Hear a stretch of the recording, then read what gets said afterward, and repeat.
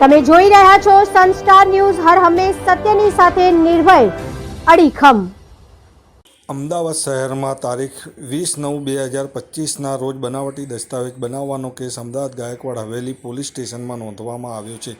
Metro કોર્ટના નકલી order બનાવી ગુનો આચરવાનું સામે આવ્યું છે. રિપોર્ટર હિતેન્દ્ર ડોડિયા. તારીખ 20/9/2025ના રોજ ગાયકવાડ હવેલી પોલીસ સ્ટેશનમાં એક બનાવટી દસ્તાવેજ બનાવવાનો અને સરકારી કચેરીમાં તેને ખરા તરીકે ઉપયોગ કરવાનો એક ગુનો દાખલ થયો છે, જેની અંદર 3 આરોપીઓ વિરુદ્ધ ગુનો દાખલ કરવામાં આવ્યો હતો. આ ગુનો અમદાવાદ મ્યુનિસિપલ કોર્પોરેશનના જન્મ મરણ વિભાગના અધિકારી કર્મચારી દ્વારા દાખલ કરવામાં આવ્યો છે.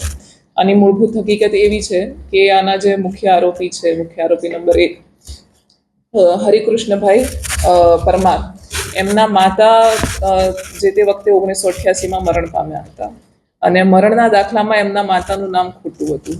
જે નામ ખોટું હોવાથી એને સુધારવા માટે એમના દ્વારા અલગ અલગ સરકારી વિભાગોમાં કોર્ટમાં કાર્યવાહી કરવામાં આવી હતી અને કાર્યવાહી માટે એમના દ્વારા આરોપી નંબર 2 રજનીકાંત પરીખ એમને પાવર ઓફ એટર્ની તરીકે રોકવામાં આવ્યા હતા અને ત્યારબાદ ખ્યાલ આવ્યો કે આ પાવર ઓફ અટર્નીએ પણ એક વકીલ રોક્યા હતા, જે આ ગુનાના આરોપી નંબર 3 છે, મોહમ્મદ ઇરફાન ઇકબાલ મિયા કાઝી.